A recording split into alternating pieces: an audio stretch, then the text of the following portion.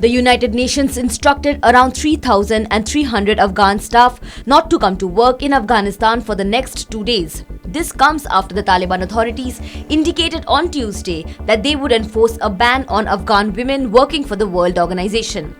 Addressing reporters in New York, UN spokesperson Stefan Dujarric said, and I quote, UN officials in Afghanistan received word of an order by the de facto authorities that bans female national staff members of the United Nations from working.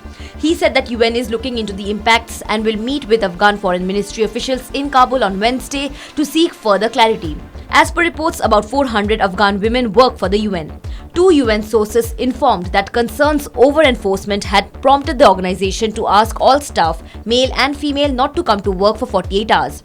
Friday and Saturday are generally weekend days in Afghanistan, meaning UN staff would not return until Sunday at the earliest. Earlier on Tuesday, the UN mission in Afghanistan, or UNAMA, expressed concern that female staff in the eastern province of Nangarhar had been stopped from reporting to work. Dujarric added, and I continue to quote, there was a much more official communication made in Nangarhar provincial capital, Jalalabad. We were told through various conduits that this applied to the whole country. Female staff members are essential for the United Nations to deliver life-saving assistance, he said, adding that some 23 million people, which constitutes more than half of Afghanistan's population, need humanitarian aid.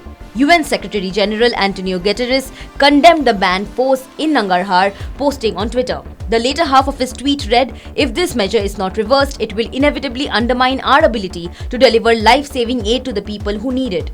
The Taliban administration, which seized power as US-led forces withdrew from Afghanistan after 20 years of war, says it respects women's rights in accordance with its strict interpretation of Islamic law. But on contrary, since overturning the Western-backed government in Kabul, the Taliban have impeded women's access to public life, including barring women from university and closing most girls' high schools.